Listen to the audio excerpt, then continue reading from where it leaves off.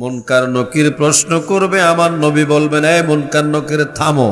সুবহানাল্লাহ, জোরে কোন। আরেকবার বলেন আল্লাহু আকবার। এই অন্তর থেকে একটা ডাক দেন, বলেন ইয়া রাসূলুল্লাহ। আমার নবী থামাইয়া দিবেন মুনকার নকির। প্রশ্ন করা লাগবে না, লাগবে না, লাগবে না, লাগবে না, প্রশ্ন করতে হবে না। আমি রাসূল বলে দিচ্ছি, ও আমার আশিক। তুমি যার ব্যাপারে প্রশ্ন করবা, আমি সেই নবী বলে দিচ্ছি, ও আমার আপন। আল্লাহু আকবার। কিন্তু যেই ব্যক্তি আমার রহমতের নবীর শানে বেয়াদবি করে, যেই ব্যক্তি আমার নূরের নবীকে চিনল না, যেই ব্যক্তি আল্লাহর হুকুম পালন করলো না, হাবিবের হুকুম পালন করলো না, আমার দয়াল নবীর শানে গোস্তাকি করলো, বেয়াদবি করলো, আমার নবী তাকে সামনে নিয়ে বলবেন, নাসিতু কামা নাসিতা, তুমি যেমন আমাকে ভুলে গিয়েছিলে দুনিয়াতে, আজকেও আমি তোমারে ভুলে গেলাম। এখন বন্ধুরা বলুন, ওই নবীর প্রেম ভালোবাসার দরকার আছে না না? আরেকটু সামনে যাই রে বাবা, কি বলতে চাচ্ছি এখনো শুরু করি নাই। আসল কথাটা আগে বলে নিচ্ছি, আমার মায়ের নবী কেমন।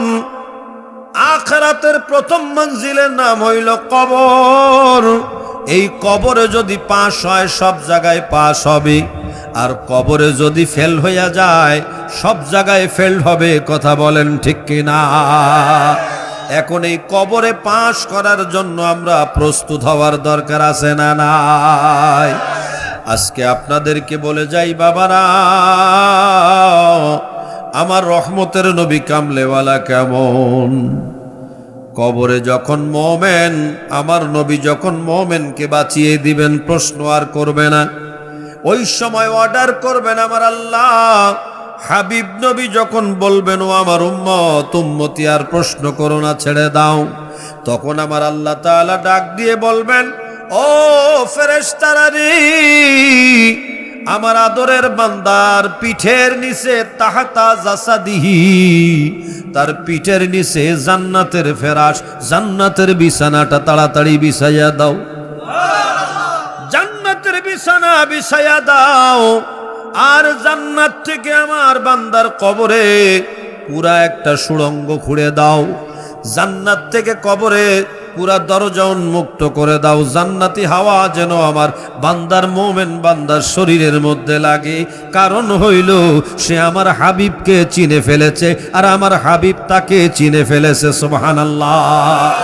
আল্লাহ পাক সিদ্দিক আকবর কাঁদতেছেন দেখলেন, দেখে দেরি না করে তাড়াতাড়ি করে সব ব্যবস্থা করে দিলেন সিদ্দিক আকবর ওযু করার জন্য। ওযু যেহেতু করতেই হবে, ওযু ছাড়া তো আর নামাজে দাঁড়ানো যাবে না। উনি আস্তে করে বের হলেন। মসজিদে নববীর গেটে এসে দেখে অবাক কাণ্ড, একজন নূরানি চেহারার মানুষ হাতের মধ্যে পানি লইয়া দাঁড়াইয়া আছে। এত আস্তে না, বড় করে কন্যা সুবহানাল্লাহ। আর একজন নূরানি চেহারার মানুষ ও রেশমি একটা রুমাল হাতে নিয়ে দাঁড়িয়ে আছে। ওযু করে হাত মুখ মোছার জন্য দাঁড়িয়ে আছে দুইজন। তবে ওযুর পানিটা কিন্তু বাবা একটা স্বর্ণের পাত্রে করে নিয়ে এসেছে। কিসের পাত্রে? উনি বের হয়ে মসজিদ নববীর দরজায় নেমেই অমনি দরজায় এসে দেখলেন স্বর্ণের পাত্রে পানি, নূরানি সুরাতের মানুষ দাঁড়িয়ে আছে। এদিকে আরেকজন রুমাল নিয়ে নূরানি সুরাতের মানুষ দাঁড়িয়ে আছে। উনি জিজ্ঞাসা করলেন, আপনারা কারা? আপনি আবু বকর সিদ্দিক। জি হ্যাঁ। এখন ওযু করুন, আপনার জন্য ওযুর পানি নিয়ে আসছি। হ্যাঁ হ্যাঁ, আমার জন্য ওযুর পানি।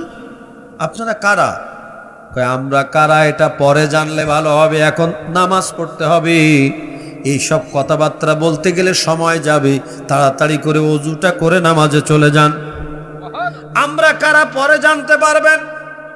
নামাজ কারে বলে? সিদ্দিক আকবরের দিকে তাকান, নামাজের জন্য কান্দে। আমরা কয়দিন নামাজের জন্য কেঁদেছি।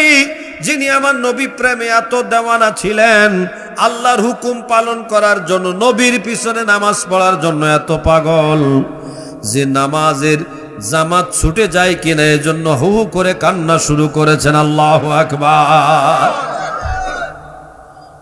দরজায় এসে পানি দেখে ওনারা দেরি করতেছেন না, কয় ঠিক আছে আমি ওযু করি, নামাজটা শেষ করি।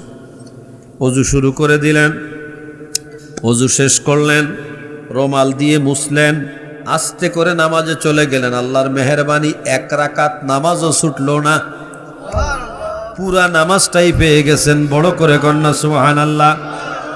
পুরা নামাজটাই পেয়ে গেছেন।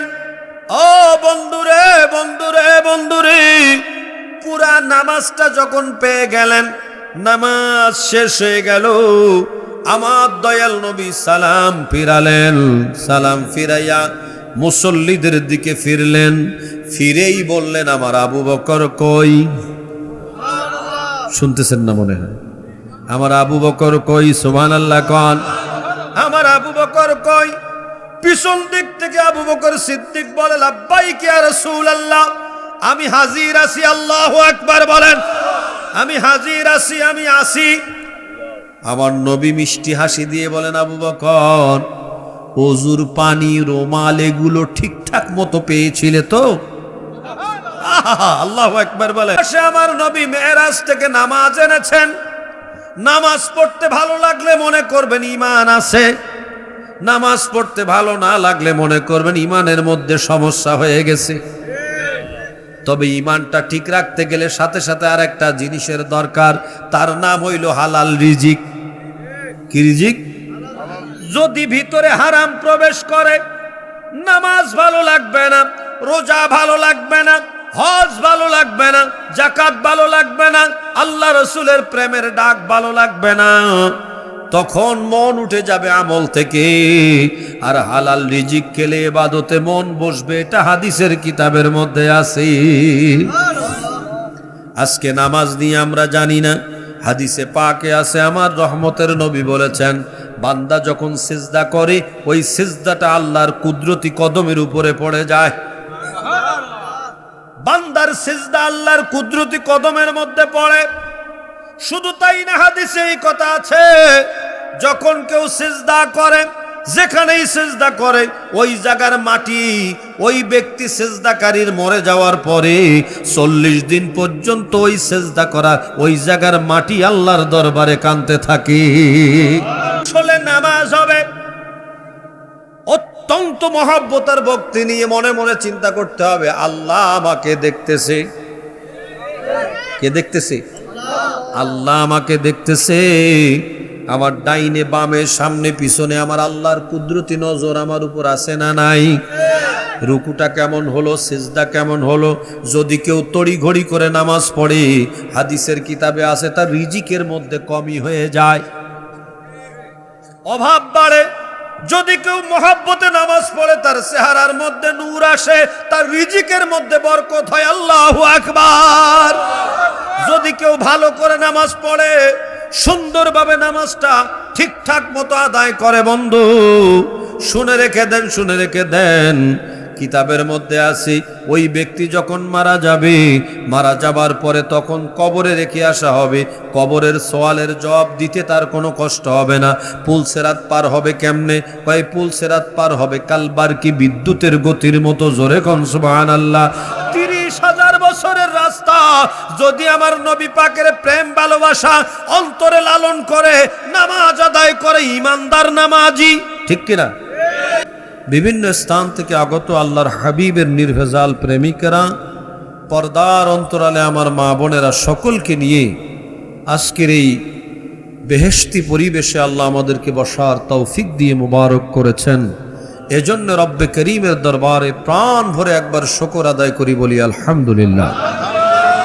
আরেকবার মহাব্বতে বলি আলহামদুলিল্লাহ।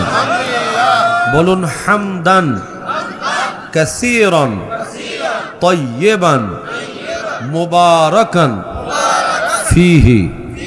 আল্লাহর হাবিবের দরবারে আমরা অসংখ্য অগণিত দরুদ সালামের হাদিয়া পেশ করছি। আল্লাহ তাআলা কবুল করুন, বলুন আমিন।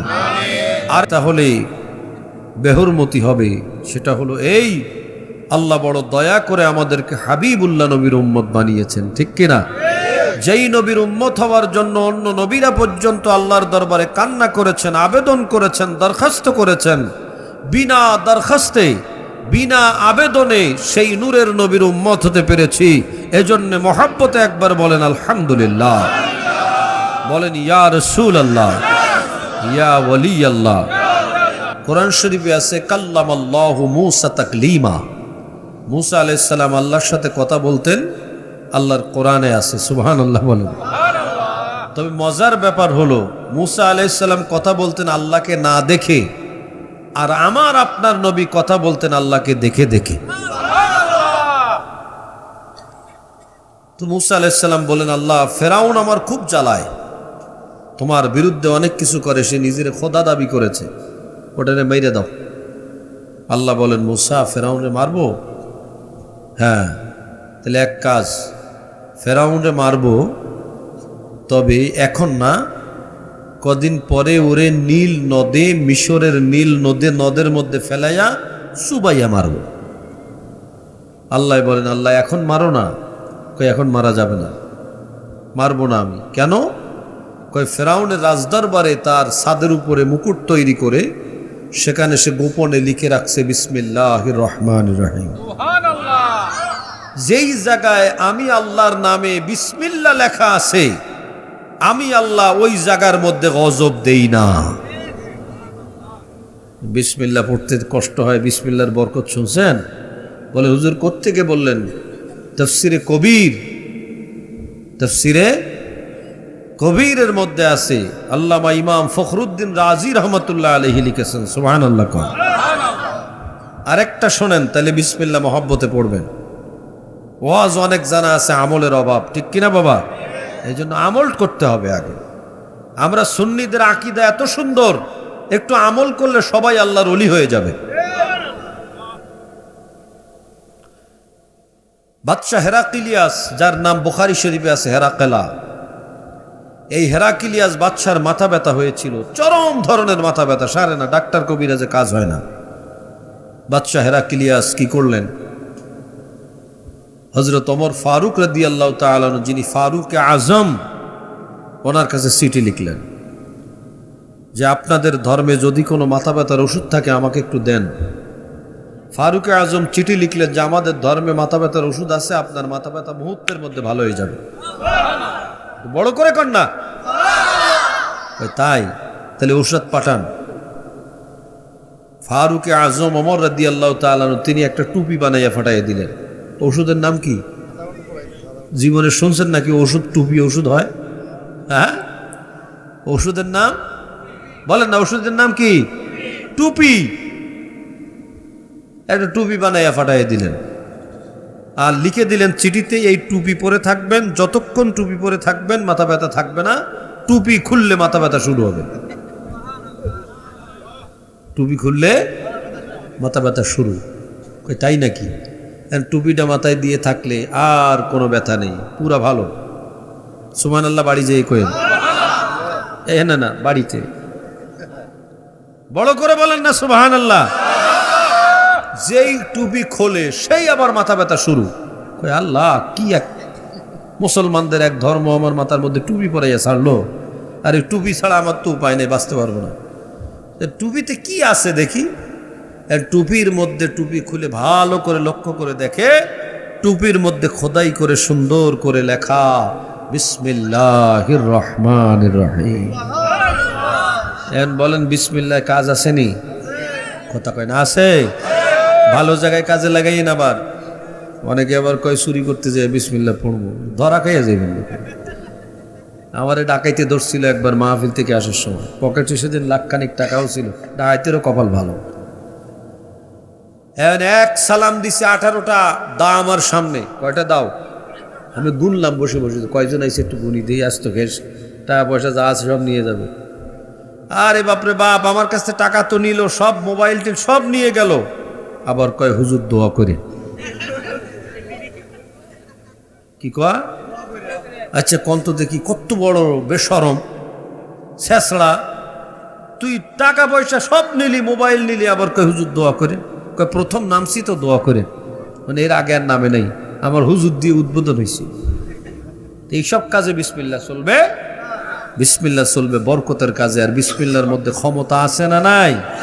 তাহলে মহাব্বতে একটা জবান যেন বন্ধ না থাকে। বিসমিল্লাহির রাহমানির রাহিম। আন-নাবিয়্যু আওলা বিল মুমিনিনা মিন আনফুসিহিম। আল্লাহু আকবার। হাযা কালামুল্লাহ ওয়া কালামুর রহমান। এটা কার কথা? বড় করে কোন কার কথা? अल्लाह के नाम से शुरू करता हूँ जो बड़ा मेहरबान और निहायत रहम वाला। আল্লাহর নামে শুরু করলাম যিনি পরম করুণাময় অতি দয়ালু। আল্লাহর চেয়ে বড় দয়ার মায়ার আর কেউ নাই। কথা বলেন ঠিক কিনা? রব্বুল আলামিন কোরআনে হাকিমের মধ্যে ইরশাদ ফরমান, আন-নাবিয়্যু মানে আমার রহমতের নবী কামলেওয়ালা। সুবহানাল্লাহ। আল্লাহ বলেন আমার হাবিব নবী, আমার রহমতের নবী। আওলা অধিক নিকটে, অধিক আপন। বিল মুমিনিনা মিন আনফুসিহিম, মুমিনের জান যে জায়গায় আছে, মুমিনের জানের চেয়ে আমার নবী আরো কাছে, আরো বড় আপন। আমার নবী মুমিনের জানের চেয়েও আপন। বলেন না মুমিনের জানের চেয়েও। কথাটা ঠিক না বেঠিক? বন্ধুরা জোরে কোন ঠিক না বেঠিক? মুমিনের জানের চেয়েও আমার নবী আপন। কথা কার? একসাথে বলুন কথা কার? রব্বুল আলামিন বলেন আমার হাবিব কামলেওয়ালা মুমিনের জানের চেয়েও আপন। এত আপন আর কেউ না। ও বন্ধুরা এবার শুনেন, আমাদেরকে কবরে যাওয়া লাগবে কিনা রে বাবা?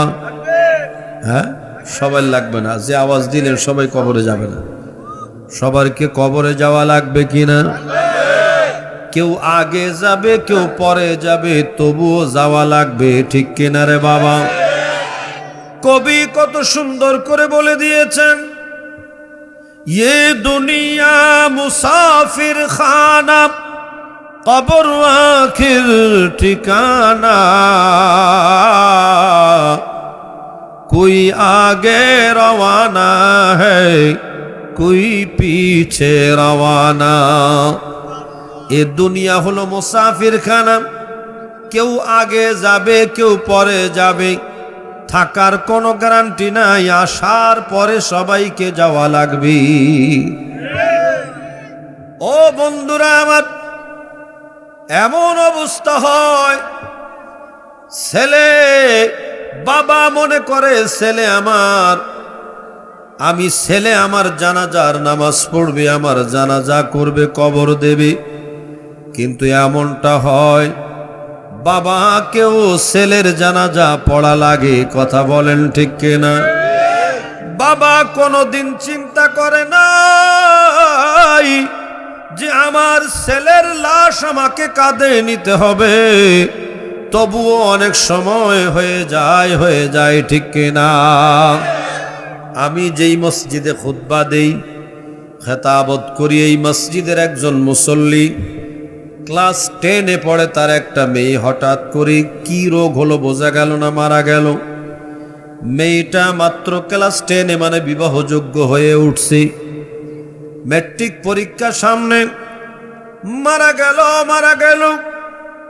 এমন ক্রন্দন, এমন পাগলামি তার বাবা তার মা করতেছে, কেউ তাদের বুঝাইতে পারে না। বিশেষ করে তার বাবা মেয়ের প্রতি এত দুর্বল, এত ভালোবাসা, বাবাকে কেউ বুঝাইতে পারে না।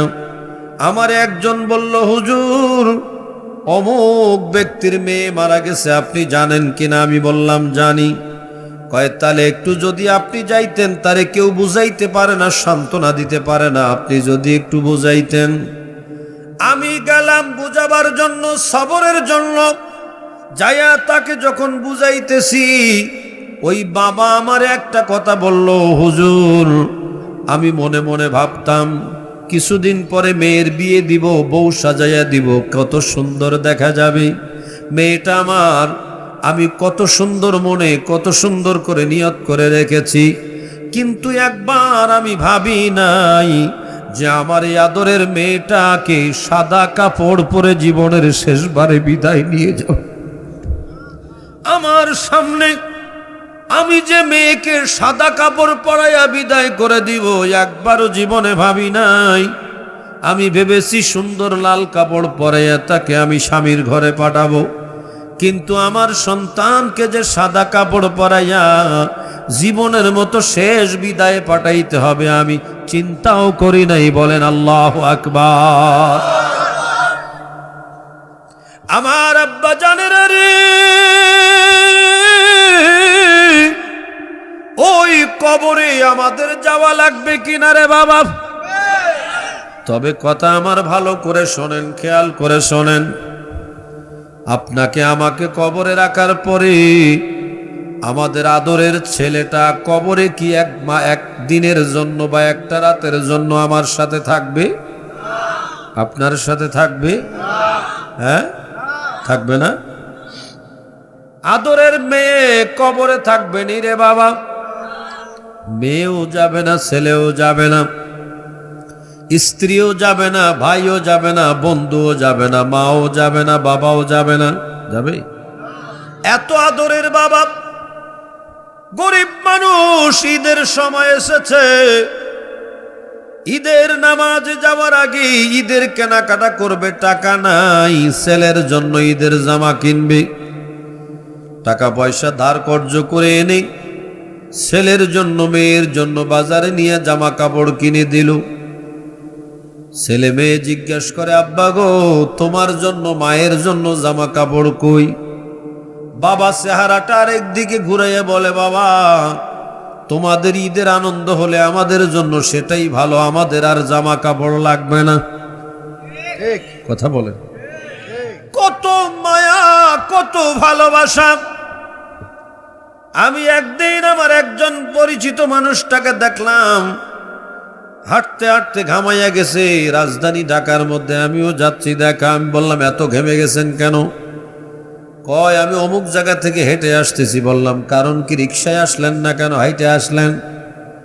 বলে, ভাই আমার মেয়েটা, আমার ছেলেটা, আমার বাচ্চাটা আমারে ফোন করছি, আইসক্রিম খাবে, আমাকে আইসক্রিম নিয়ে যেতে হবে।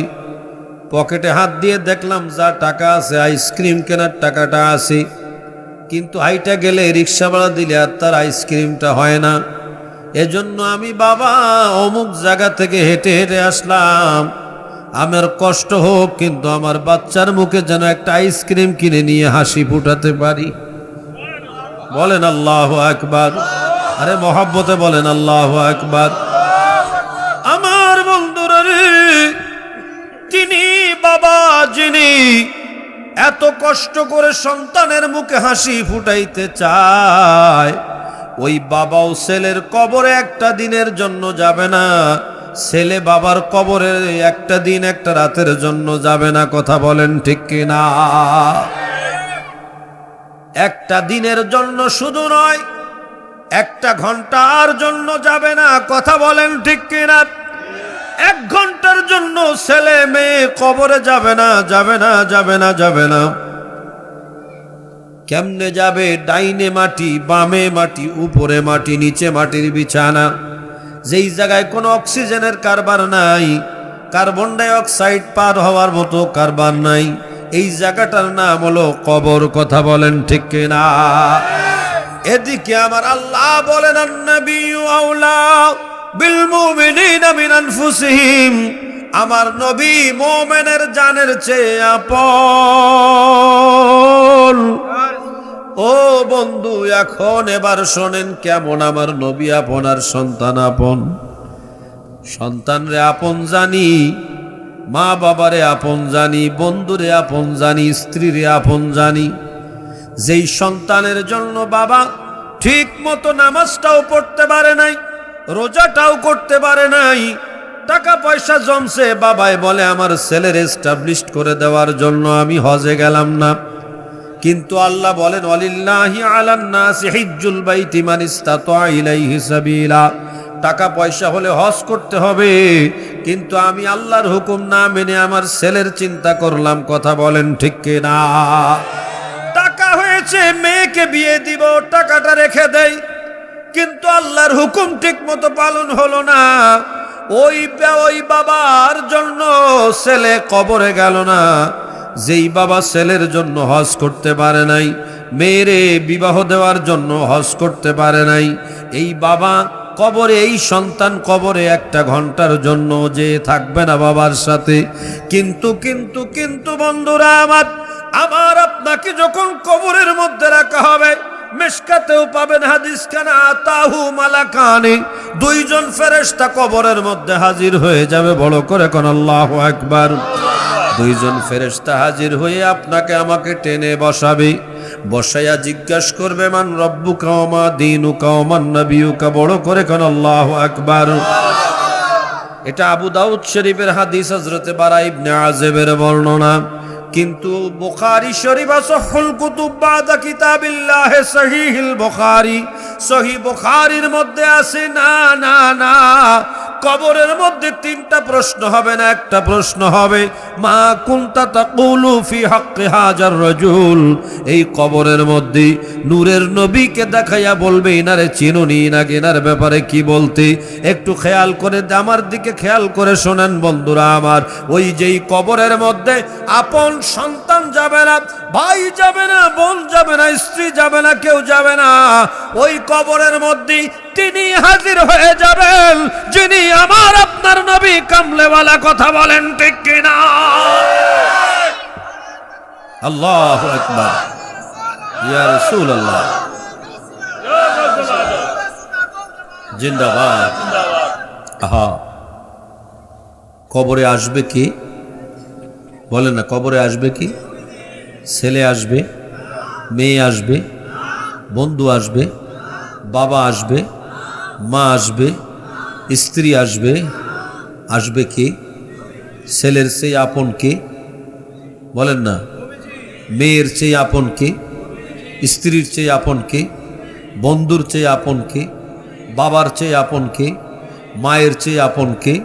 আল্লাহ বলেন আন-নাবিয়্যু আওলা বিল মুমিনিনা মিন আনফুসিহিম।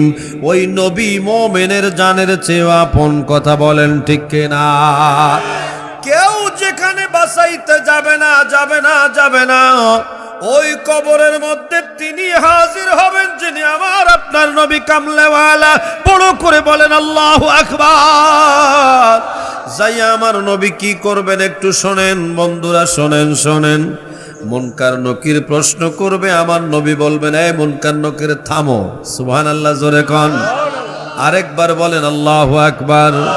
এই অন্তর থেকে একটা ডাক দেন, বলেন ইয়া রাসূলুল্লাহ। আমার নবী থামাইয়া দিবেন মুনকার নকির। প্রশ্ন করা লাগবে না, লাগবে না, লাগবে না, লাগবে না, প্রশ্ন করতে হবে না। আমি রাসূল বলে দিচ্ছি, ও আমার আশিক। তুমি যার ব্যাপারে প্রশ্ন করবা, আমি সেই নবী বলে দিচ্ছি, ও আমার আপন। আল্লাহু আকবার। কিন্তু যেই ব্যক্তি আমার রহমতের নবীর শানে বেয়াদবি করে, যেই ব্যক্তি আমার নূরের নবীকে চিনল না, যেই ব্যক্তি আল্লাহর হুকুম পালন করলো না, হাবিবের হুকুম পালন করলো না, আমার দয়াল নবীর শানে গোস্তাকি করলো, বেয়াদবি করলো, আমার নবী তাকে সামনে নিয়ে বলবেন নাসিতু কামা নাসিতা। তুমি যেমন আমাকে ভুলে গিয়েছিলে দুনিয়াতে, আজকেও আমি তোমারে ভুলে গেলাম। এখন বন্ধুরা বলুন, ওই নবীর প্রেম ভালোবাসার দরকার আছে না না?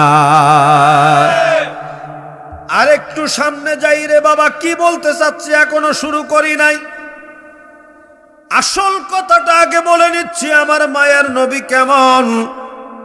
আখিরাতের প্রথম মঞ্জিলের নাম হইল কবর। এই কবরে যদি পাস হয়, সব জায়গায় পাস হবে, আর কবরে যদি ফেল হইয়া যায়, সব জায়গায় ফেল হবে। কথা বলেন ঠিক কিনা? এখন এই কবরে পাস করার জন্য আমরা প্রস্তুত হওয়ার দরকার আছে না নাই? আজকে আপনাদেরকে বলে যাই বাবারা, আমার রহমতের নবী কামলেওয়ালা কেমন। কবরে যখন মোমেন, আমার নবী যখন মোমেনকে বাঁচিয়ে দিবেন, প্রশ্ন আর করবে না।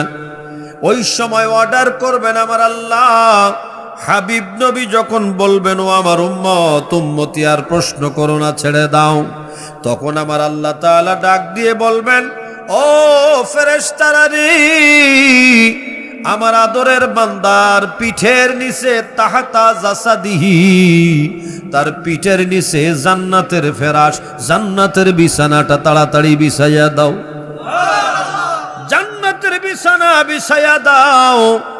আর জান্নাত থেকে আমার বান্দার কবরে পুরা একটা সুড়ঙ্গ খুঁড়ে দাও, জান্নাত থেকে কবরে পুরা দরজা উন্মুক্ত করে দাও, জান্নাতি হাওয়া যেন আমার বান্দার মোমেন বান্দার শরীরের মধ্যে লাগে।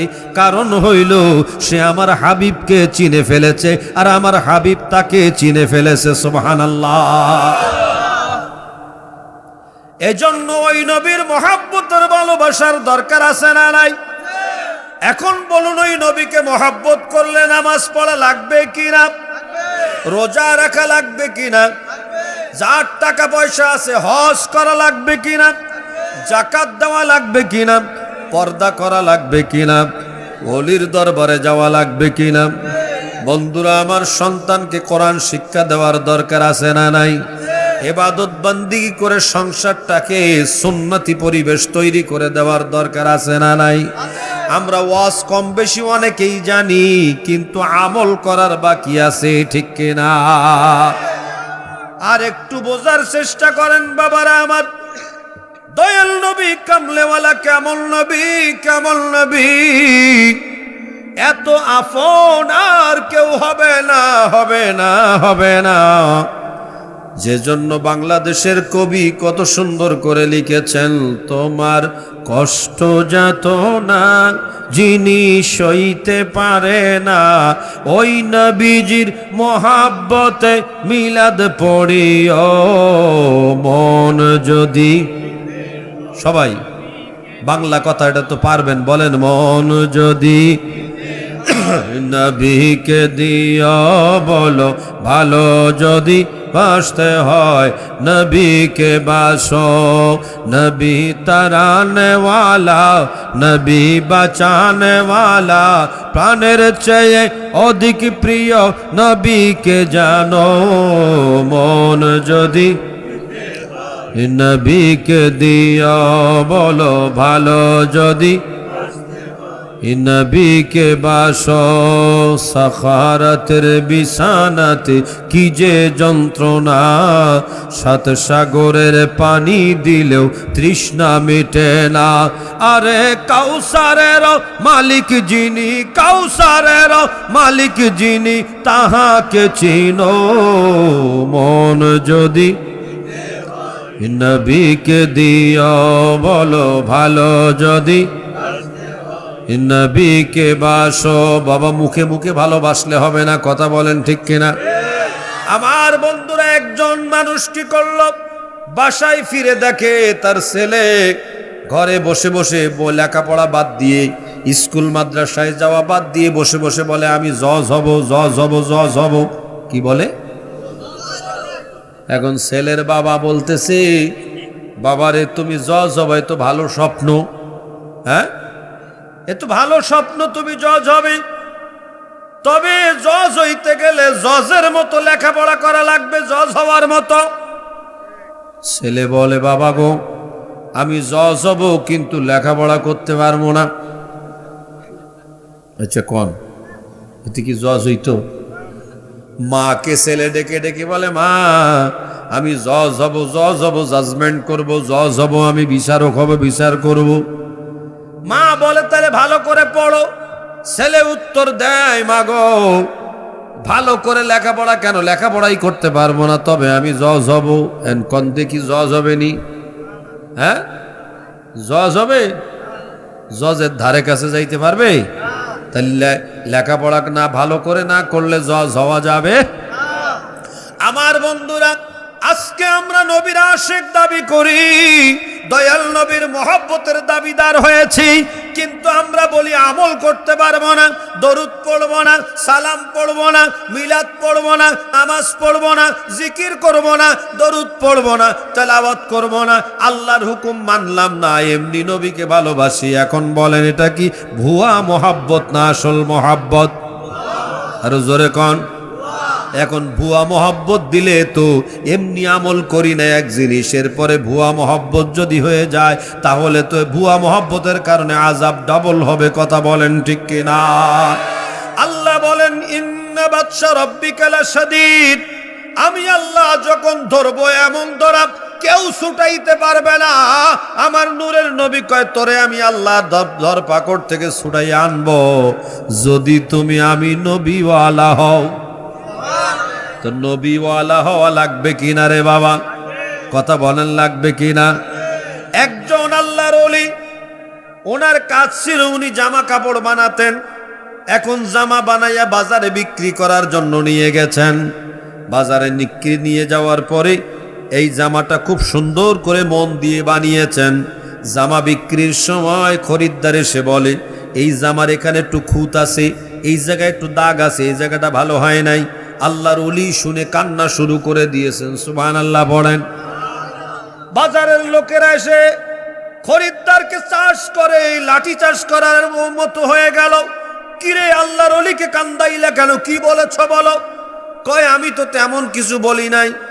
আল্লাহর ওলি বলে ওনাকে কিছু বলো না, ওনার কোনো দোষ নাই, আমি এমনি কাঁদতেছি। বলে আপনি এমনি কাঁদবেন কেন? নিশ্চয়ই কোনো কারণ না হলে মানুষ তো কাঁদতে পারে না। কয় কারণ হলো এই, ওই খরিদ্দার আমার এই সুন্দর জামাটা দেখে বলে এই জায়গা ভালো হয় না, এই জায়গা খুঁত আছে, এই জায়গাটা খুঁত আছে। তো আমি এখন চিন্তা করলাম যে আল্লাহ তাআলা আমার আমল নামাটা নিয়ে যদি কয় তোমার আমলের মধ্যে এই জায়গায় খুঁত আছে, সেই ভয়ে আমি কান্না করতেছি। বলেন আল্লাহু আকবার। ও বন্ধুরা, আমার আমলের মধ্যে আমরা জিরো। কথা বলেন ঠিক কিনা? কিন্তু আমার নবীর মহব্বত অন্তরে সুন্নি মুসলমানের আছে না নাই? এই মহব্বতের সাথে একটু আমল করার জন্য আজকে অনুরোধ করে যাব। আল্লাহ পাক রব্বুল আলামিন যেন আমাদেরকে কবুল করেন। বড় করে কোন আমিন। কারণ যিনি আমাদের ভালোবাসা তিনি তো আমাদের পক্ষে আছে না নাই? বলেন আছে না নাই? ওই নবী আমার হাসরে বাঁচাবে, ওই নবী আমার মিজানে বাঁচাবে, ওই নবী আমার পুলসেরাতে বাঁচাবে, ওই নবী আমার হাসরের ময়দানে বিচারের সময় মিজানের পাল্লা থেকে বাঁচিয়ে নিয়ে আমার মুখে হাউজে কাউসার তুলে দিয়ে আমাকে জান্নাতে পৌঁছে দিবে। কথা বলেন ঠিক কিনা? আপনাকে ওই নূরের নবী ওই ভালোবাসার কারণে আপনাকে জান্নাতের মেহমান বানিয়ে দিবেন। আমার দয়াল নবী ছাড়া আল্লাহর জান্নাতে দেওয়ার ক্ষমতা কারো নাই, নাই, নাই, নাই। ঠিক কিনা? আল্লাহ আমার নবীকে ক্ষমতা দিয়েছেন। এই ক্ষমতা আমার রহমতের নবী আপন উম্মতকে জান্নাতি করে দিবে। আমার নবী তো আছে। আমার নবী বলে না আছে না নাই? তিনি সব দেখতেছেন। ওয়াকুনু রাসূলু আলাইকুম শাহীদা, সব কিছু দেখতেছেন তিনি, কি করতেছি না করতেছি। অন্তত পক্ষে অনুরোধ করে যাই এমন কাজটা করব না যেই কাজের কারণে আমার দয়াল নবী আল্লাহর কাছে লজ্জিত হন। আমার উম্মতের কারণে যদি দয়াল নবী লজ্জা পান তাহলে আরো দুঃখের ব্যাপার হবে। ঠিক কিনা বলেন? এই জন্য আল্লাহ তাআলার হুকুমগুলো পালন করার দরকার আছে না নাই? আমার নবীকে আল্লাহ বলেন মা আতাকুমুর রাসূলু ফাখুযুহু ওয়া মা নাহাকুম আনহু ফান্তাহু। আল্লাহ তাআলা বলেন আমার হাবিব তোমাদের যা করতে বলেছেন তোমরা তাই করবা, আর আমার নবী যা নিষেধ করেছেন তোমরা সেটা করবা না। কথা বলেন ঠিক কিনা? এখন সত্য কথা বলুন, আমরা সেই নবীকে ভালোবাসি কিনা? জবান অনেক বন্ধ আছে, বলেন ভালোবাসি কিনা? ভালোবাসার গানও গাইলাম মহব্বতে, বলেন ভালোবাসি কিনা? যদি ভালোবাসি তাহলে নবীকে ভালোবাসলে নামাজ পড়া লাগবে কিনা? রোজা রাখা লাগবে কিনা? হজ করা লাগবে কিনা? যাকাত দেওয়া লাগবে কিনা? মানুষের আইল ঠেলা লাগবে কিনা? আইল ঠেলে না অনেকে আছে না, কুপাইয়া কুপাইয়া আইল বাড়ায় বছর বছর একটু। আমি একটা মাদ্রাসা করছি আমার এলাকায় বিশাল। এই মাদ্রাসার পাশে আইসা আগের দিন আমার ফোন দিল, কয় হুজুর মাদ্রাসার সীমানা দিয়া আপনি 14 ইঞ্চি করে জায়গা রাখছেন, সেই জায়গার অর্ধেক কোপাইয়া পাশের জমিওয়ালা নিচে নামাই দিছে। আমি কইলাম সুতাটা নাইয়া ঠিক করে দাও, এরে ডাকো। এরকম লোক আছে না নাই? এক নম্বরে বলবো, আল্লাহ বলেন ইন্নাস সালাতা তানহা আনিল ফাহশাই ওয়াল মুনকার। আল্লাহর কথা সত্য না মিথ্যা? এই কথা কন না। এই যে বলতেছেন আল্লাহর কথা সত্য, আমার আল্লাহ শুনে খুশি হবে যে আমার বান্দারা আমি সত্য বলে এটা বলে দিচ্ছে।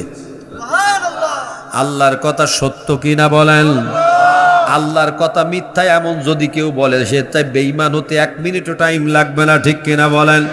বুঝাবার জন্য বলছি, আল্লাহ বলেন ইন্নাস সালাতা তানহা আনিল ফাহশাই ওয়াল মুনকার।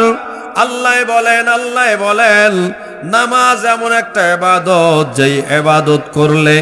যেই ইবাদত করলে ওই মানুষটা কোনোদিন কোনো খারাপ কাজ করতে পারে না, খারাপ কাজ করতে পারে না। নামাজ তাকে ভালোর দিকে টেনে নিয়ে যায়, সকল অশ্লীল কাজ থেকে ভালোর দিকে নিয়ে যায়। বলেন না সুবহানাল্লাহ। এখন বন্ধুরা, সুন্নি মুসলমান, আজান হলো, আজান মুয়াজ্জিন আজান দিচ্ছে, হাইয়া আলাস সালাহ হাইয়া আলাল ফালাহ বলে মুয়াজ্জিন ডাক দেয়। আর সুন্নি মুসলমান সুন্নি হইয়া আস্তে করে চায়ের দোকানে বসে যায়। হ্যাঁ, চায়ের দোকানে মোবাইল নিয়ে আসে, এইটার নাম শয়তানের বাক্স। কিসের বাক্স? এত বড় শয়তান, এর ভিতরে ঢুকলে বের হওয়া মুশকিল। হ্যাঁ, যুবকেরা হাসে আর কয় এই যে শয়তানের বাক্স বের হয়েছে, এই শয়তানের বাক্সের মধ্যে একবার ঢুকলে আর নামাজ কালাম কিছু পড়তে দেবে না। রাতের বেলা টিপতে টিপতে ফজরের নামাজে রক্ত পর্যন্ত টিপে ঠিক আজানটা দেয়, সেই সময় ঘুমাইয়া পড়ে। আছে না নাই? ও বন্ধুরা, এই মাহফিল হয়েছে আল্লাহকে সাক্ষী রেখে, আমার দয়াল নবীকে সাক্ষী রেখে বলছি, বেনামাজির উপরে আমার আল্লাহ বড় নারাজ। যে ব্যক্তি নামাজ তরক করে, যে সালাত তরক করে, নামাজ তরক করে, ওই ব্যক্তির ঈমান কিন্তু আস্তে আস্তে চলে যায়। কথা বলেন ঠিক কিনা? নামাজ কাজা করা যাবে না। আল্লাহ বলেন ইন্নাস সালাতা কানাত আলাল মুমিনিনা কিতাবাম মাওকুতা। নামাজ রক্ত হলে নামাজ পড়ে নাও, দেরি করো না, ওয়াক্ত মতো নামাজ আদায় করো। ফজরের নামাজ ফজরে, জোহরের নামাজ জোহরে, আসরের নামাজ আসরে, মাগরিবের নামাজ মাগরিবে, ঈশার নামাজ ঈশায়। নামাজে রক্ত হবে, নামাজটা ঠিক মতো আদায় করবা। যদি নামাজ আদায় না করো, আর যারা নামাজ পড়ে আর যারা পড়ে না, তাদের ব্যাপারে আজকে আপনাদেরকে বলে যাই রে বাবা, আমরা তো রহমতের নবীর প্রেমিক, এতে কোনো সন্দেহ নাই। এটা আমি বুঝতে পেরেছি। প্রথম আলোচনা শুরু করে আপনারা তাকবীরের ধ্বনি দিয়েছিলেন, এই তাকবীর দিয়ে আমি বুঝতে পেরেছি যারা আমার নবী ও আলা নবী পাকের প্রেমিক, তারা নবীর শান শুনলে বসে থাকতে পারে না। কথা বলেন ঠিক কিনা? আমার দয়াল নবী কামলেওয়ালা রাহমাতুল লিল আলামিন ইন্তেকালের সময়টা পর্যন্ত হাদিসের কিতাবে আছে, যখন দুনিয়া থেকে পর্দা নিবেন, বিদায় নিবেন, ওই সময় আমার নবীর জবান মোবারকে ছিল আসসালাত আসসালাত আসসালাত আসসালাত। আপনি আমি তো নামাজ পড়তে চাই না, কিন্তু দেখেন নামাজ কারা, নামাজের পাগল কারা। হযরতে আবু বকর সিদ্দিক রাদিয়াল্লাহু তাআলা আনহু নাম শুনেছেন আপনারা? কি নাম? যার নামের ডিগ্রি হলো সিদ্দিকে আকবর। সিদ্দিকে আকবর, সিদ্দিকে আকবর রাদিয়াল্লাহু তাআলা আনহু আমার দয়াল নবীর পিছনে নামাজে দাঁড়িয়েছেন। নামাজে দাঁড়ানোর পরে ওনার ওযুর প্রয়োজন হয়ে গেছে। অনেক সময় এরকম হয় কিনা রে বাবা? কথা বুঝছেন তো আমার? হ্যাঁ, এখন উনি তখন কিতাবে আছে, হাদিসে আছে, উনি কান্না শুরু করে দিয়েছেন। যে দয়াল নবীর পিছ থেকে যদি এক রাকাত নামাজ আমার ছুটে যায়, এক ওয়াক্ত নামাজ ছুটে যায়, আমি আল্লাহর কাছে কি ফরিয়ে কি জবাব দেব? বড় করে কোন আল্লাহু আকবার। এক ওয়াক্ত নামাজ যদি ছুটে যায়, আমার তো ওযু করা লাগবে। এখন তো মসজিদের দরজার মধ্যে ওযুখানা আছে, কিন্তু ওই সময় তো পানির ক্রাইসিস ছিল, ওই সময় ওযু করতে পানি পাওয়া বড় মুশকিল ছিল, ঠিক কিনা কোন? সিদ্দিক আকবর বের হবেন ওযু করার জন্য, এদিকে যদি নামাজ হয়ে যায়, সিদ্দিক আকবর নামাজের জন্য কান্না শুরু করে দিয়েছেন। আল্লাহু আকবার। কান্না করতে লাগলেন, সিদ্দিক আকবর কাঁদতেছেন রীতিমতো। নামাজের জন্য কান্না করার কারণে এখন সবকিছু আমার আল্লাহ দেখে কিনা? কথা বলেন না। আল্লাহ পাক সিদ্দিক আকবর কাঁদতেছেন দেখলেন, দেখে দেরি না করে তাড়াতাড়ি করে সব ব্যবস্থা করে দিলেন সিদ্দিক আকবর ওযু করার জন্য।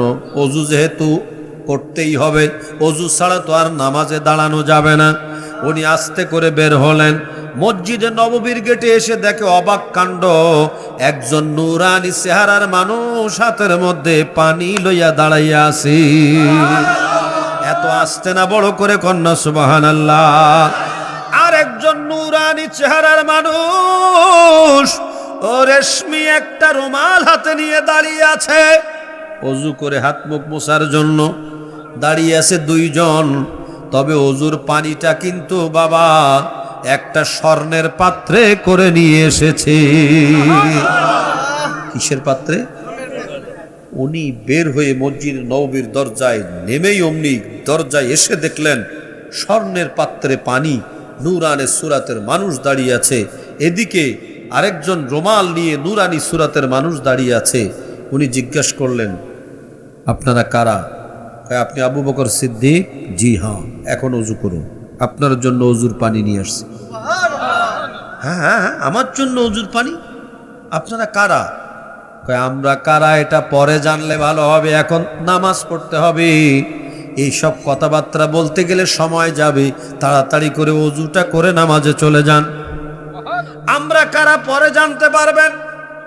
নামাজ কারে বলে? সিদ্দিক আকবরের দিকে তাকান, নামাজের জন্য কান্দে। আমরা কয়দিন নামাজের জন্য কেঁদেছি, যিনি আমার নবী প্রেমে এত দেওয়ানা ছিলেন, আল্লাহর হুকুম পালন করার জন্য, নবীর পিছনে নামাজ পড়ার জন্য এত পাগল, যে নামাজের জামাত ছুটে যায় কিনা এজন্য হু হু করে কান্না শুরু করেছেন। আল্লাহু আকবার। দরজায় এসে পানি দেখে ওনারা দেরি করতেছেন না, কয় ঠিক আছে আমি ওযু করি, নামাজটা শেষ করি।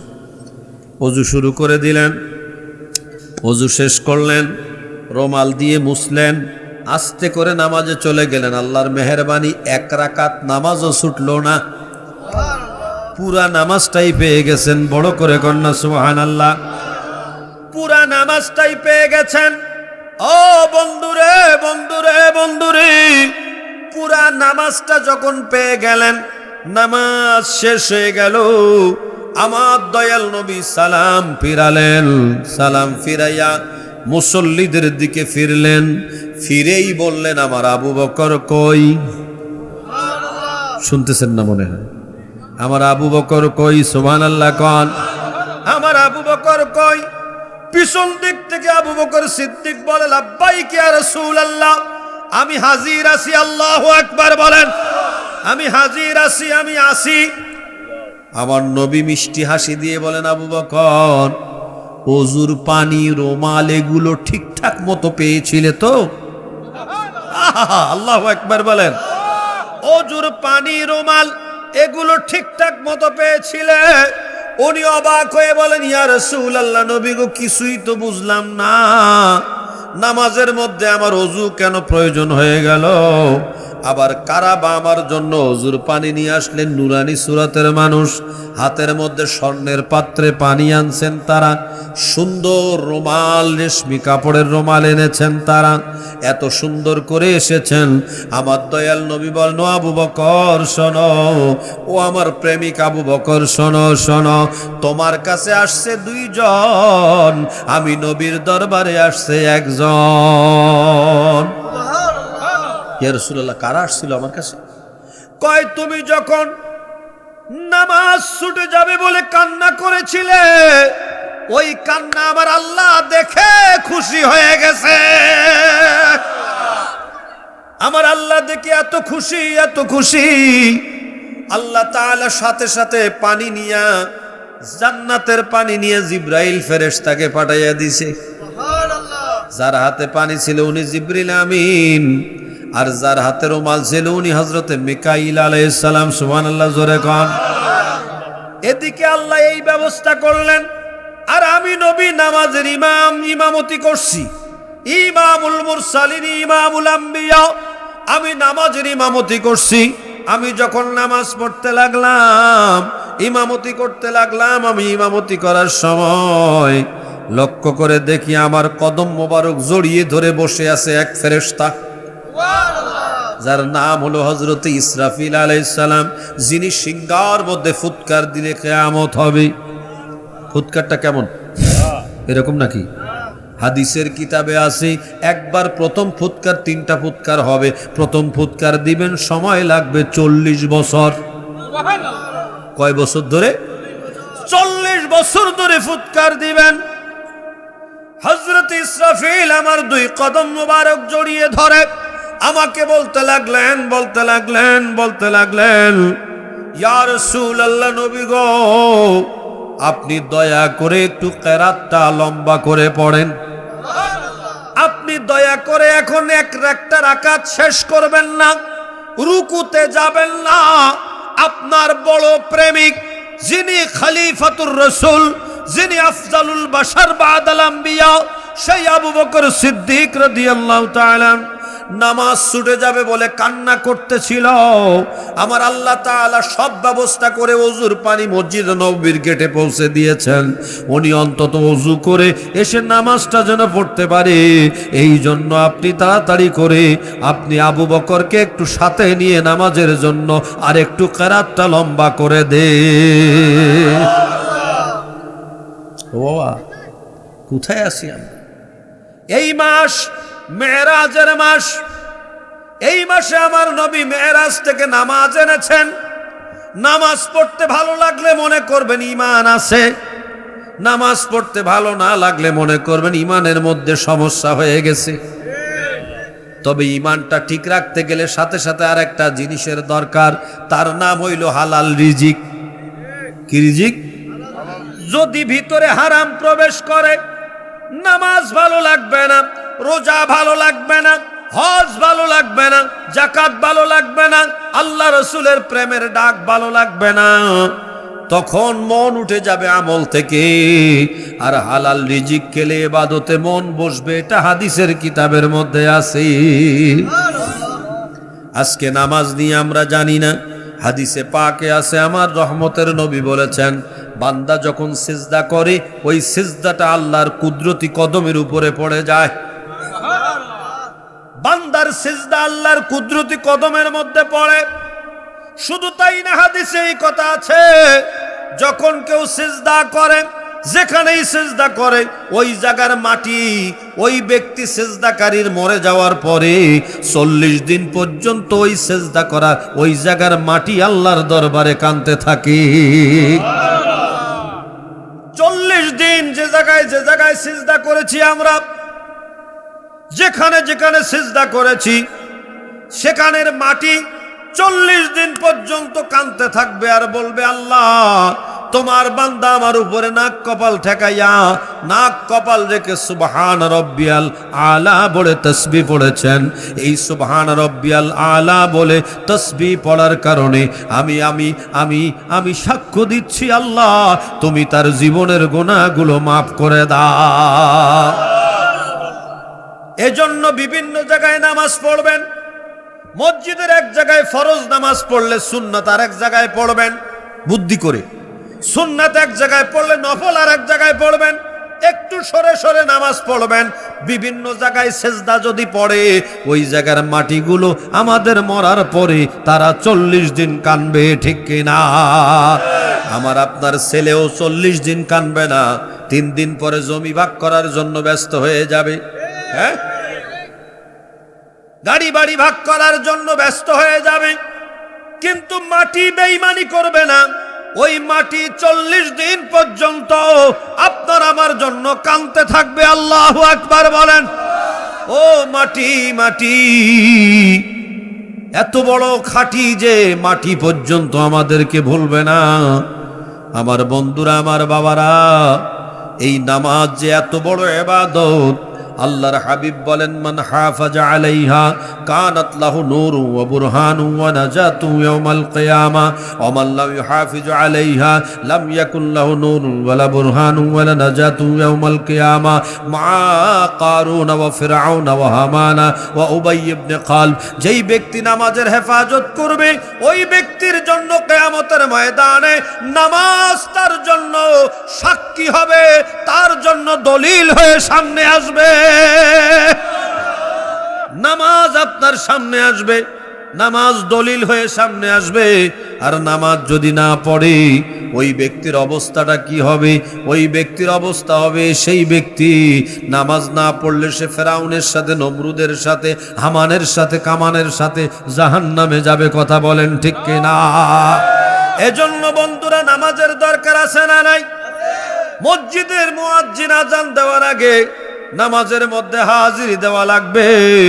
আজান হওয়ার সাথে সাথে দুনিয়ার সব কাজ কাম ফেলে নামাজের জন্য দৌড়ানির দরকার আছে না নাই? এই নামাজ এমন এক ইবাদত, আল্লাহ পাকের একজন মহান ওলি, যার নাম শেখ সাদি রহমাতুল্লাহ আলাইহি, যার মাজার হচ্ছে ইরানের নিশাপুরে, যার ভালো নাম হচ্ছে মুসলিহুদ্দিন সিরাজি, সবাই জানে শেখ সাদি রহমাতুল্লাহ আলাইহি। তিনি একদিন ঘোষণা দিয়েছিলেন, দুনিয়ার মানুষ, তোমরা কি আমার আল্লাহর সাথে কথা বলতে চাও? মহব্বতে বলেন না সুবহানাল্লাহ।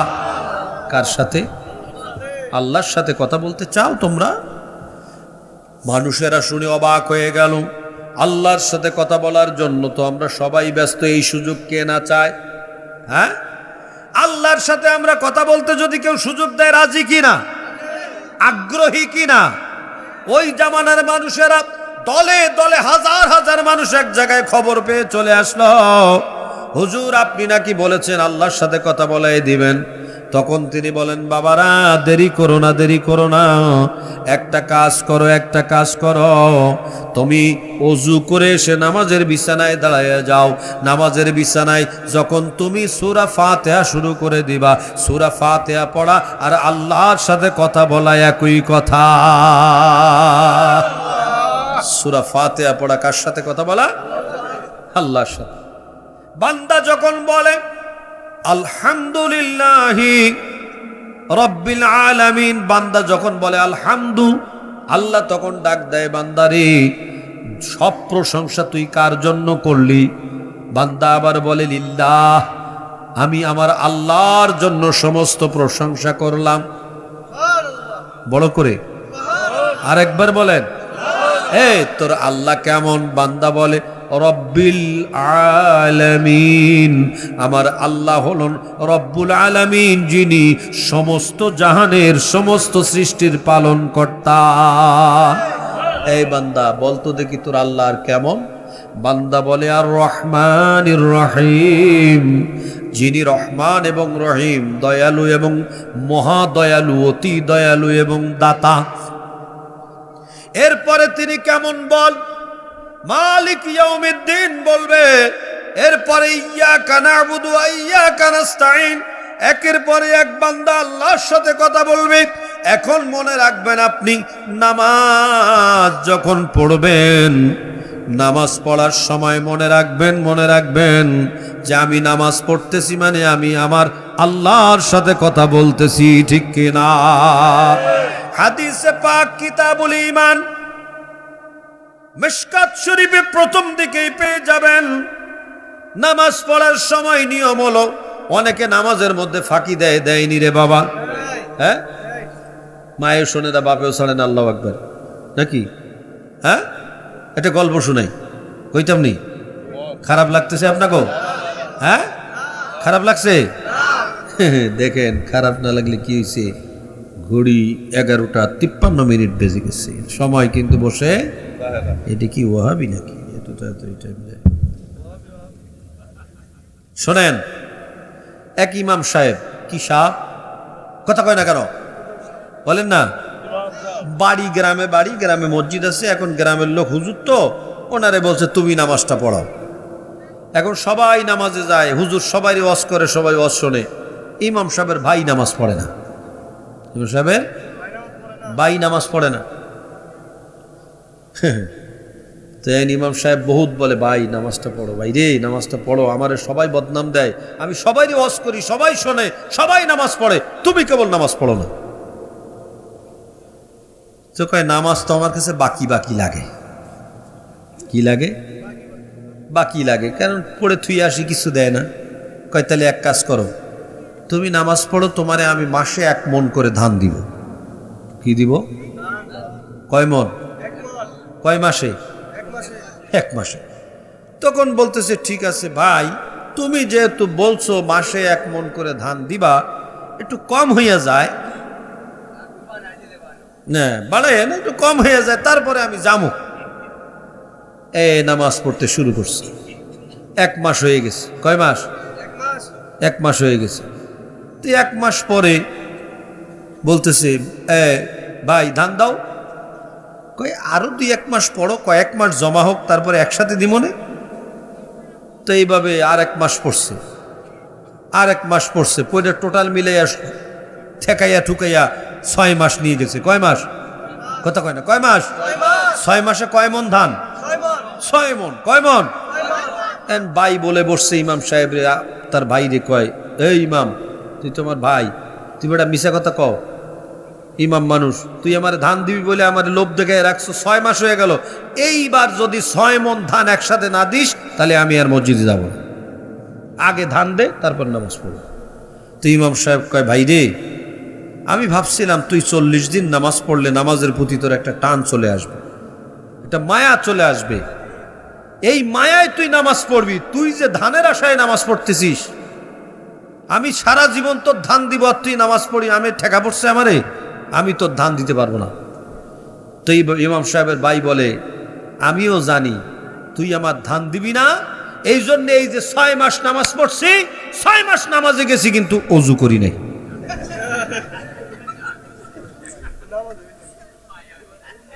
আচ্ছা কোন এরকম নামাজি হইলে বিপদ না? অজু ছাড়া নামাজ পড়ছে, 6 মাস নামাজ পড়ছি, কিন্তু আমি জানি তুই আমার সাথে বিত্রামি করবি, এই জন্য আমি 6 মাস অজু নামাজ পড়ছি, একদিনও অজু করি নাই। নাউযুবিল্লাহ। এইরকম নামাজি হওয়া যাবে? নামাজ পড়তে হবে কার জন্য? ও বান্দা, যখন নামাজ পড়বেন, সিজদায় যখন যাবেন মনে করবেন আমি আল্লাহর কুদরতি কদমের উপর সিজদা করলাম।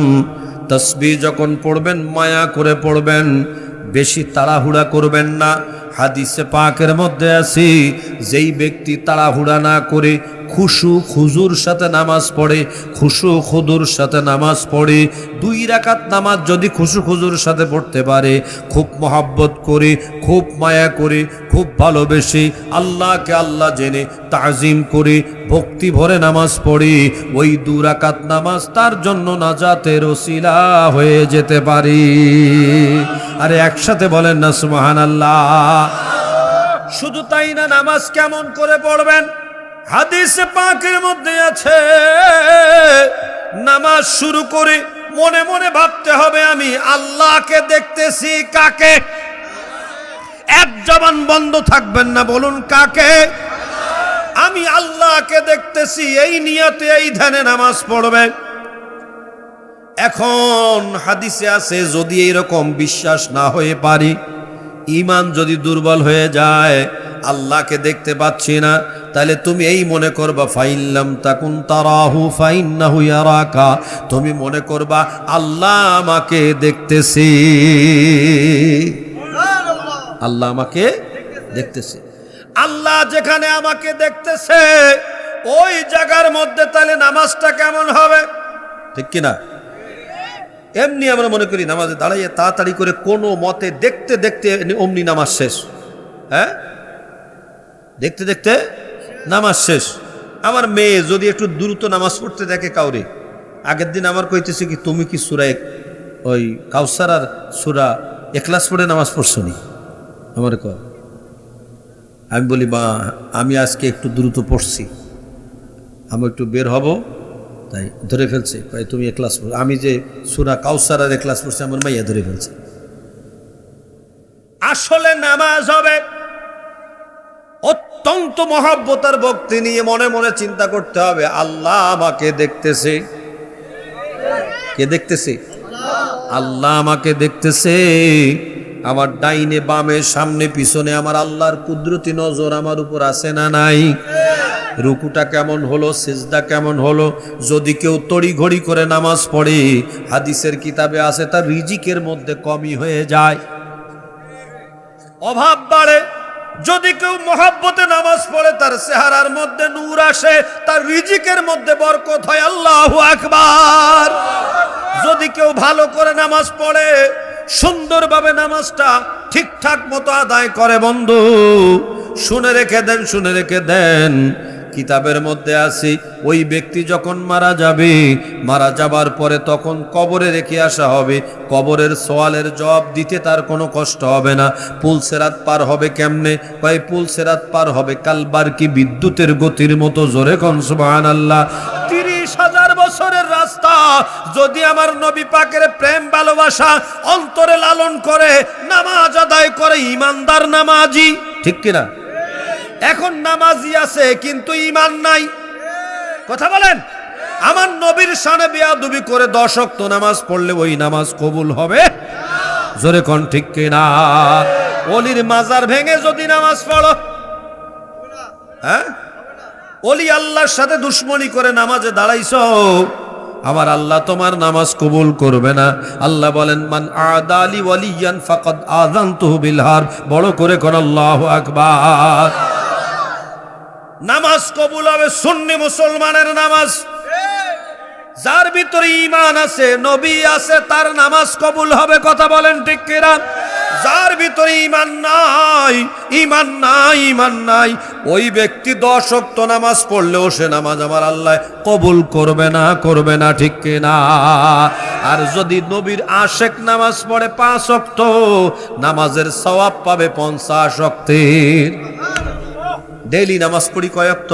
5 ওয়াক্ত, সওয়াব পাবো 50 ওয়াক্ত। কেন? আমার আল্লাহ এই মেরাজের রাতে 50 ওয়াক্ত নামাজ দিয়েছিলেন, কিন্তু আমার দয়াল নবী আমাদের জন্য কমাইয়া আনছেন, 45 ওয়াক্ত কাটিং করে 5 ওয়াক্ত আনছেন। যখন 5 ওয়াক্তে নিয়ে গেছেন, আমার আল্লাহ ডাক দিয়ে বলেন হাবিব আমদাইতু ফরিদাতি ওয়া খাফফতু আন ইবাদি। আমার বান্দারা নামাজ আমি 50 ওয়াক্ত থেকে কাইটা 5 ওয়াক্তে নিয়ে গেলাম, কিন্তু 5 ওয়াক্ত পড়লে আমি আল্লাহ 50 ওয়াক্তের সওয়াব দিয়ে দেব। বড় করে কন্যা সুবহানাল্লাহ। এখন বন্ধুরা আমার, আল্লাহর কথা তো সত্য, অতি সত্য, ধ্রুব সত্য, মহাসত্য। আল্লাহ তাআলা বলেন নামাজি ব্যক্তি খারাপ কাজ করতে পারে না। এখন নামাজও পড়ে খারাপ কাজও করে, এই লোকটার নামাজ কবুল হয় না, কথা বলেন। নামাজও পড়ে খারাপ কাজও করে, নামাজ কবুল নাই।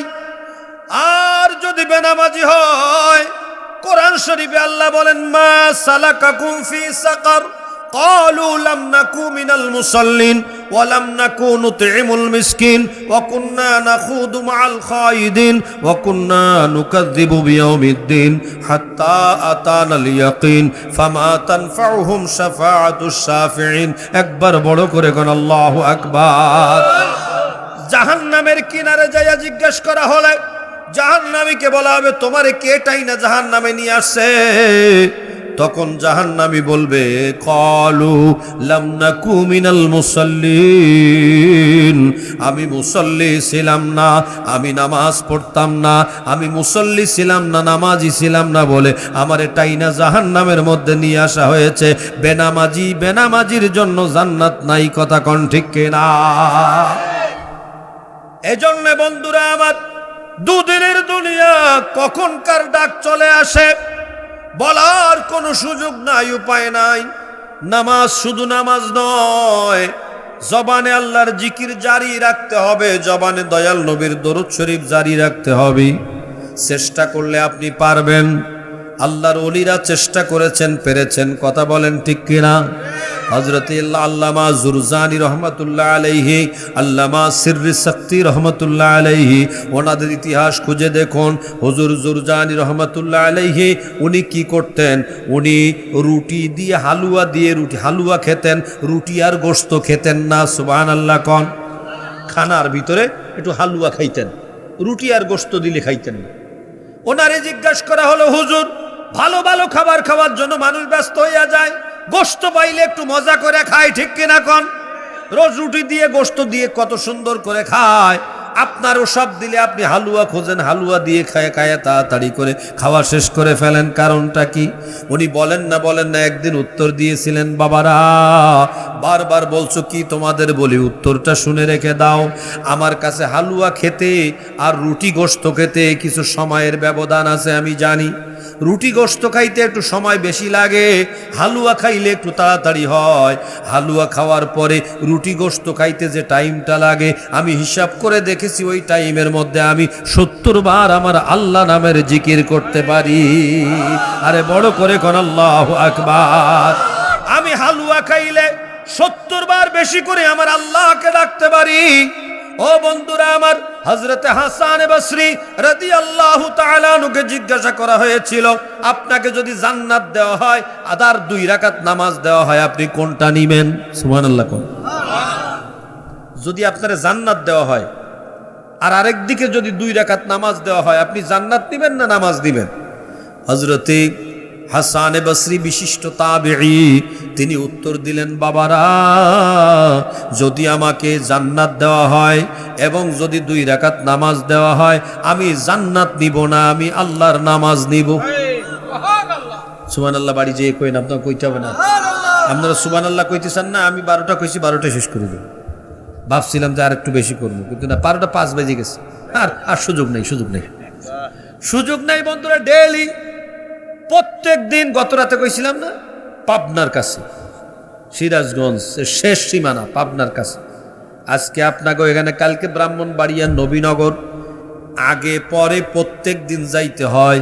এজন্য আমি একটু আগে যাই। যদি আমার আগে দেয় তাহলে 9টায় দিলে 12টা, 10টায় দিলে 12টা, 11টায় দিলে 12টা, 12টায় দিলে মোনাজাত, তাই না? আর তো কিছু করার টাইম নেই।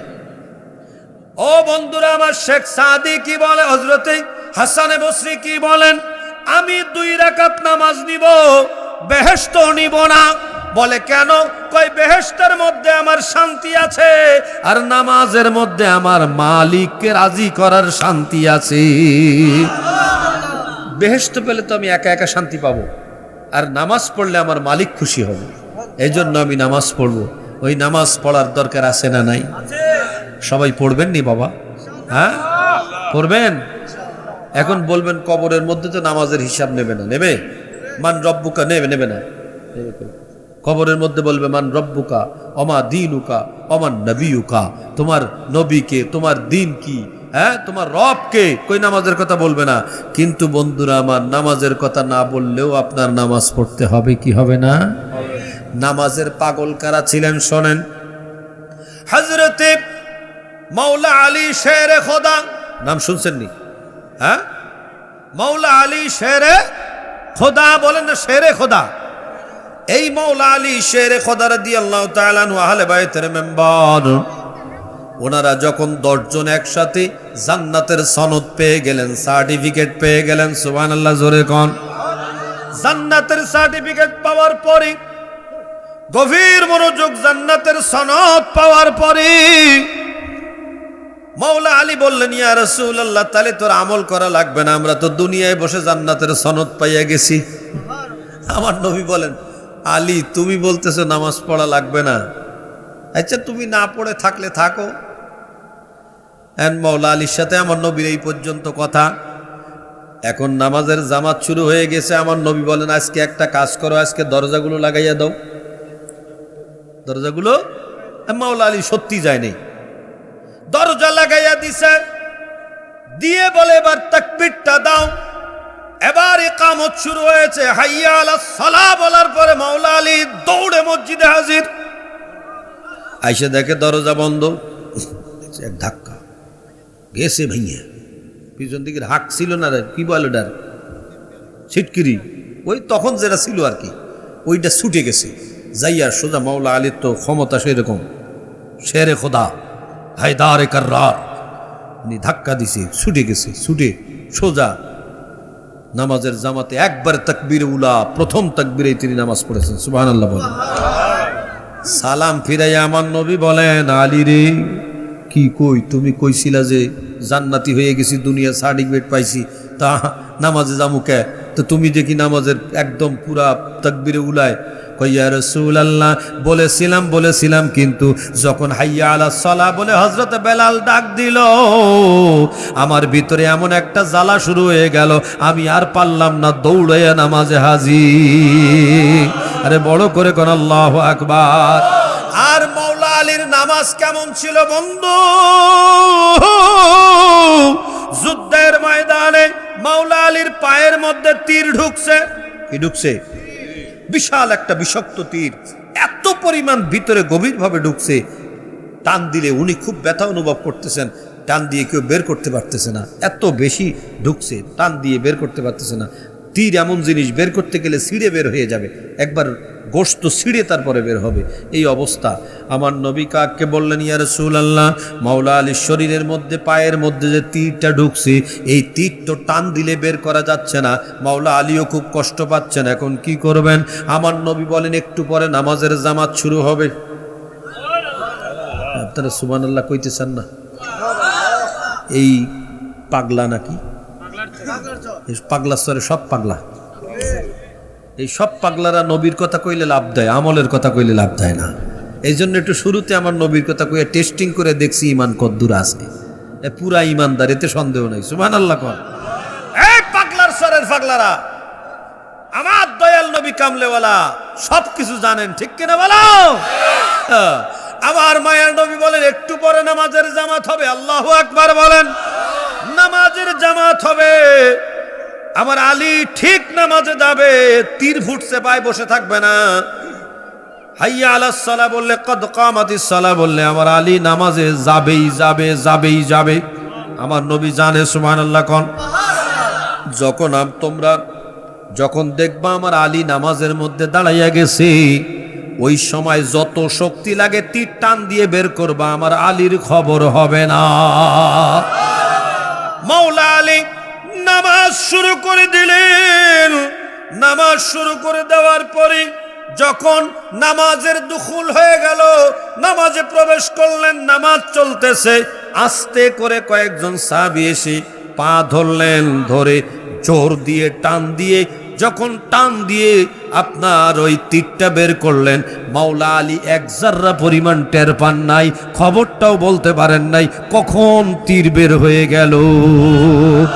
নামাজ শেষ করে সালাম ফিরাইয়া স্বাভাবিকভাবে মাওলা আলী দেখেন পায়ের মধ্যে তীর ছিল, তীর কই? তীর নাই। এখন মাওলা আলী কি নামাজ পড়ে, আর আমরা নামাজ পড়তে দাঁড়াইয়া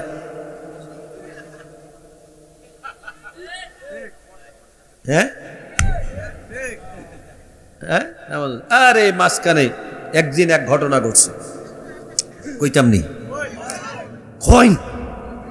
ওই এক বাজারে গেছি আমি, মাগরিবের রক্ত হয়েছে, এখন মসজিদ সামনে, আমরা তো খুঁজি সুন্নি ছাড়া কারো খুঁজি নামাজ পড়বো না, কিন্তু একটা সামাজিকও ব্যাপার আছে। এটা মানুষ যদি ভাবে এটা হুজুর মানুষ ঘুরে বেড়াচ্ছে, এটা ওটা খারাপ দেখা যায়। এখন আমি নামাজে ঢুকছি কোনো এক জায়গায়, কোনো একটা মার্কেটে, অনেক দিন হয়ে গেছে।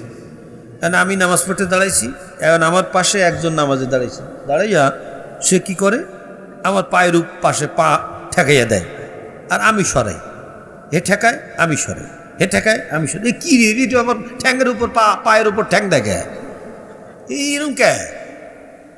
নামাজের সালাম ফিরানোর পরে আমার কইতেছে, আপনি জানেন আমার তো পাঞ্জাবি গায়ে, জুব্বা টুব্বা পরে না, ও মনে করছে সাধারণ, মনে হয় হাজি টাজি হবে। হ্যাঁ, কিন্তু আমি যে এত গরমে বুঝতে পারি নাই। হ্যাঁ, আমারে কয় যে আপনি পায়ের মাঝখানে, দুই পায়ের মাঝখানে ফাঁকা থাকলে এই শয়তান ঢোকে, এটা আপনি জানেন না? তখন আমি কইতেছি, হে মিয়া, তুই যে দুই পায়ের মাঝখানে এত বড় চেগাইয়া দাঁড়াইছ, তোর পায়ের মধ্যে তো এতগুলো শয়তান। তখন আস্তে করে চলে গেছে, আর কথা কয় নাই। কয় এ লোক, এই কার তালে পড়লাম এবার, কেডা? আমি করি কেবল তো তোর ধরা শুরু, তোর যে ধরবো একবার তোরে প্লাস দিয়ে ধরবো। না না না ছুটতে পারে, ঠিক কিনা কন? এই পার্টি এখন আমাদের মধ্যে আসে না নাই? হ্যাঁ, এইয়া ফাঁক করে দাঁড়ায় এভাবে। এই মাইক তো দেয়া যায় ওভাবে, এমনি ছিল না এমনি ছিল, এইরকম অবস্থা শুরু হয়েছে।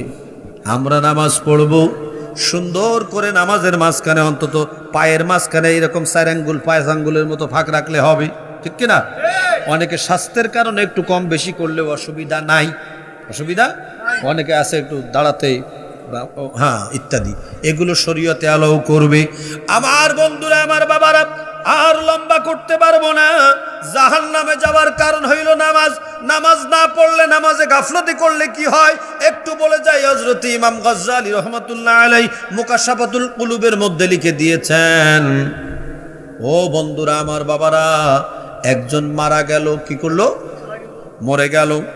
মরে যাওয়ার পরে, খুব খেয়াল করে শোনেন, মরে যাওয়ার পরে ওই ব্যক্তি মরে যাওয়ার পরে তাকে দাফন করলো, কবরে রেখে আসলো। কবরে রেখে আসার পরে ওই ব্যক্তি তার মায়ের সাথে একটা চুক্তি ছিল, ওয়াদা ছিল, যে একটা আলাদা কাপড় দিয়া তার গায়ের মধ্যে কাফন পরানোর, সেটা পরাইতে পারে নাই। মৌলানা সাহেবদের ফতোয়া নিল, কয় যে এখন কি করব? তার তো একটা নসিহত ওসিয়ত ছিল অমুক কাপড় দিয়ে দাফন করার, তা তো করা হয় নাই। ভাই এক কাজ করো, তাকে কবরের ফাঁক দিয়ে খুঁড়ে ওই কাপড়টা অন্তত তার গায়ের উপরে দিয়ে আসো। এমনি যারা যা বুঝলো ফতোয়া দিয়ে আসলো। এখন কবর খুঁড়ে দেখে ওই ব্যক্তিরে ভাঁজ করে, একবারে একটা মানুষকে কাপড়ের মতো ভাঁজ করে কবরের এক কোণে ফেলে দেওয়া হয়েছে। জোরে খন নাউযুবিল্লাহ। কিরে, কি ব্যাপার? কারণ কি? একটা ভালো মানুষ দাফন করে গেলাম, কাপড়ের মতো ভাঁজ করে দিয়ে, তারে কাপড়ের মতো ভাঁজ করে হাড় হাড্ডি ভেঙে এক জায়গায় করে ফেলানো। এই তো কান্না শুরু, পুরা পরিবারের ভিতরে শোকের ছায়া নেমে গেল। ইমামে গজ্জালী, যিনি 3 লাখ হাদিসের হাফেজ ছিলেন, সুবহানাল্লাহ কোন, এত বড় একজন মুহাদ্দিসের লেখা, ওলামায়ে কেরামদের কাছে তারা গেল। ওলামায়ে কেরাম বলল, বলো এই ব্যক্তির কি অপরাধ ছিল? অপরাধের মধ্যে তারা উত্তর দিলেন যে আমরা তো সবসময় দেখেছি এক ওয়াক্ত নামাজও কাজা করতে দেখি নাই, কিন্তু উনি নামাজটা একটু দেরিতে পড়তেন, আজান হলে একটু দেরিতে যেয়ে নামাজ পড়তেন, সাথে সাথে পড়তেন না। এজন্য তখন ওলামায়ে কেরাম, জামানার আলেমরা ফতোয়া দিয়ে দিল, দেরিতে আল্লাহর হুকুম পালন করার অভ্যাস করার কারণে আল্লাহ তার উপরে নারাজ হয়ে তাকে এরকম পুরানা কাপড়ের মতো ভাঁজ করে কবরের মধ্যে ফেলে আযাব দিচ্ছে। এই জন্য দেখেন, একটু দেরিতে হলে তাই এই অবস্থা। আর আমরা কত মানুষ দিনকে দিন চলে যায়, সপ্তাহে যায় জুমার নামাজটা ঠিক মতো মসজিদে যায়, কিন্তু ওয়াক্তের নামাজে মসজিদে যায় না। আবার অনেকে আছে জুমার দিন যায় না, ঈদের দিন যায়, বছরে নতুন জামা কাপড় কিনে সুন্দরভাবে, বড় মুসল্লি, ওদিন আর আসল মুসল্লিদের জায়গা পায় না। হ্যাঁ, আবার রমজান মাস আসলে মাশাআল্লাহ 1 মাস নামাজ পড়ে, এত সুন্দর নামাজ পড়ে, 2-1 1 মাস পরে দাড়িও রাখে। আমার এক মুসল্লিরে আমি দেখলাম যে রমজান মাসে দাড়ি রেখে দিছে। এখন আমি ঈদের আগের দিন দেখা হইলে আমি খুব খুশি হইলাম, বললাম ভাই তুমি দাড়ি রেখে দিছো? কিছু কয় না। ঈদের নামাজ পড়ার পরে আমার সামনে এসে দেখি নিট অ্যান্ড ক্লিন। আমি বললাম, কিরে তোমার না দেখলাম দাড়ি রাখছো? কই রোজার মাস তো, তাই আর কাটি নেই। রোজার মাস, তাই আমি তখন ওই সপ্তাহে ওয়াজ করছিলাম মসজিদের মধ্যে, কইলাম রোজাটা হয়ে গেছে কম্বলের মতো। কিসের মতো? শীত আসলে যেমন কম্বল নামায় সবাই, ওই রকম কম্বল নামায়, আর শীত চলে গেলে কম্বল আবার উঠে গেল। কথা কয় না? শীতকাল, গরমকালে কেউ কম্বল পরেনি? কম্বল পরে? কম্বল গায়ে দেয়? কম্বল গায়ে তুমি মরতে গরমে। তো এখন ওই কম্বলের মতো হয়ে গেছে, আমরা সুবিধাবাদী হয়ে গেছি। আল্লাহ তাআলা আমাদেরকে আমল করার তৌফিক দান করুন, আমিন কোন।